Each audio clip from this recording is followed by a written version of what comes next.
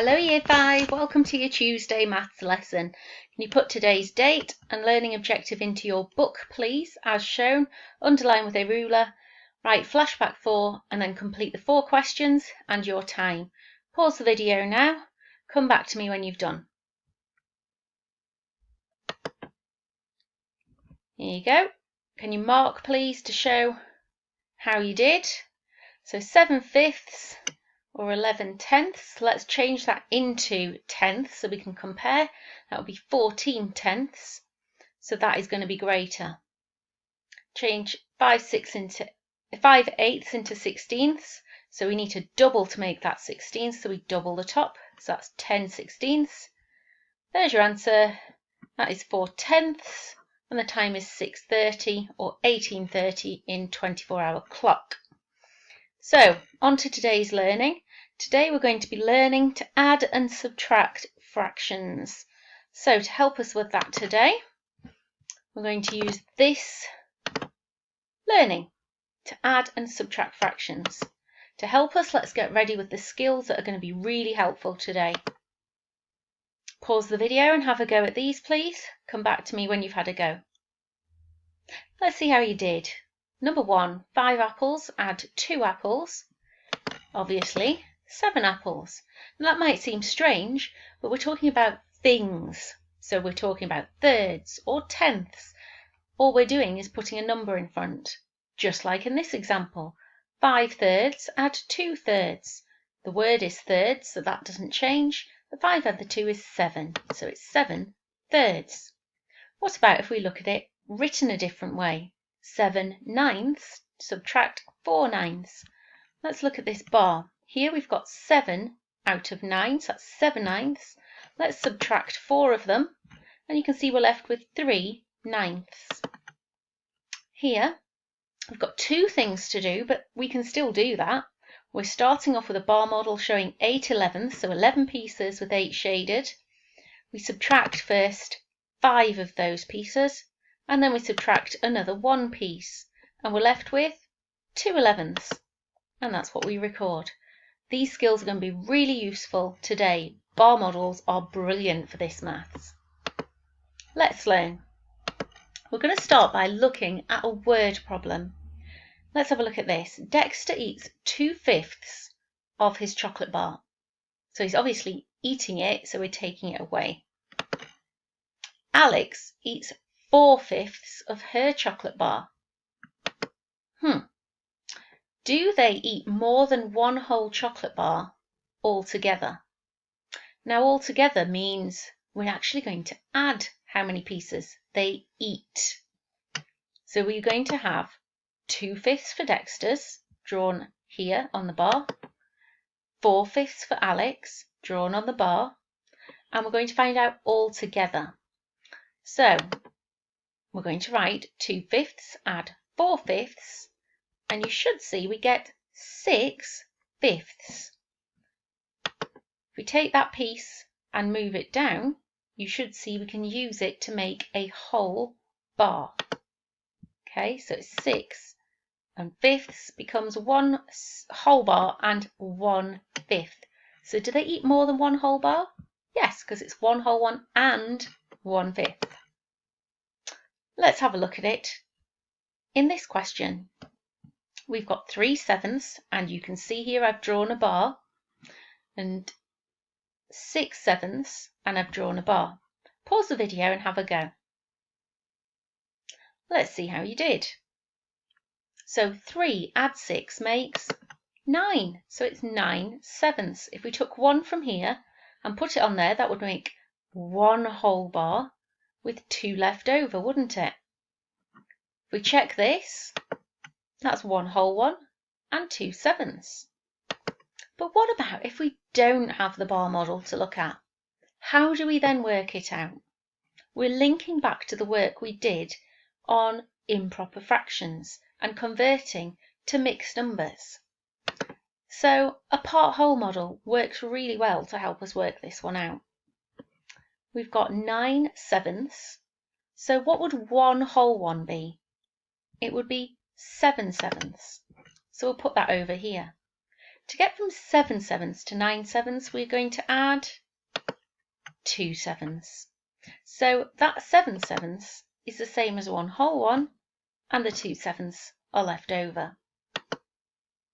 Let's have a go with this one. We've got 3 numbers to add, but the method's the same. We're adding our numerators. 3 add 3 is 6, so that will be 6 eighths. Add on the 7, 13 eighths. Now we can see that's an improper fraction, so we can change it. Let's build it on our part-whole model, and this is a good strategy when you come to do yours. So 1 whole one would be 8 eighths. That's 1 whole one. To get from 8 to 13, I'd add 5, so that's 5 eighths left over. So this 8 eighths is the same as 1 whole one and 5 eighths left over, and we record it like this. Pause the video and see if you can do this one independently. Let's have a look at how you did. So 8 add 10 is 18, add 6 is 24 elevenths. Now 11 elevenths would be 1 whole one. Could we get 2 whole ones here? Well, let's use that to help us and check. So 11 elevenths is 1 whole one. If I added on another 11, that would get me up to 22, wouldn't it? So I could get another 11 elevenths out of it. That brings me up to 22 elevenths. And there will be then, to get from 22 to 24, 2 more 11ths. So I have 2 whole ones and 2 elevenths. Let's have a look at this one. This time we are subtracting. So we have 11 eighths. Let's build it in a bar model. There we've got 8 eighths. So we need another 3 eighths. So we've got 11 eighths now altogether. And we're going to subtract 2 of these eighths. Let's just cross them out so it's really easy to see visually. So you can see here we've got 1, 2, all the way up to 8. Add 1 more is 9 eighths. But do you see how the bar model also helps us to see we have 1 whole bar, which is 8 eighths, and 1 more eighth. Really useful to see visually. Pause the video and have a go at this one. Let's see how you did. So we're starting with 7 quarters. Quarters means each whole one has 4 pieces. So that's 1, 2, 3, 4, and that makes 1 whole one. And then I've got 5, 6, 7, and this one's not used. So that's 7 quarters. And I want to subtract 1. So I just cross 1 out. And can you see we've got 4, add 2 more is 6, 6 quarters. But visually really clear to see we have 1 whole bar right there, which is made out of 4 quarters. And then we have these 2 extra quarters over here. Now, what do we know about 2 quarters? Can you see these 2 pieces? And these 2 pieces make 4. So therefore 2 pieces is half of it. So it's 1 whole one and half of another bar. Let's pause the video and have a go at this one. Let's see how you did. 21 fifths, I need to subtract 2, then I need to subtract 3. So 21 take away 2 first of all takes me to 19 fifths, and then 19 fifths subtract 3 is 16 fifths. To change it into a mixed number, how many 5s go into 16? 5, 10, 15. If it's in 3 whole times. To get from 15 to 16 is 1 more. So it's 3 whole ones and 1 fifth. Your turn, please, to have a go at questions 1 to 3 on your worksheet. And I'd just like you to have a look at how I'd like you to record that.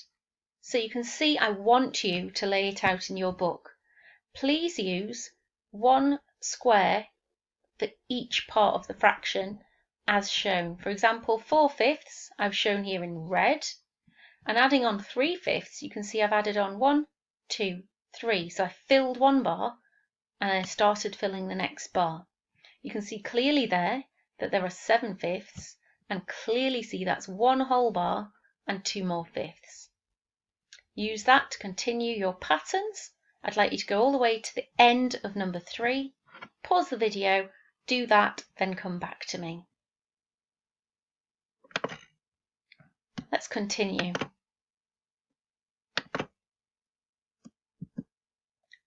So let's have a look at this one. We've got a calculation on this side with a missing box, and we know that the answer is 4 whole ones. Now you can see each one is split into 5 pieces, they're fifths. So how many fifths would be in 4 whole ones? Well, in 1 whole one it's 5/5, 2 whole ones is 10/5, 3 whole ones is 15/5, and 4 whole ones is 20/5. Let's record it underneath because we're going to need that.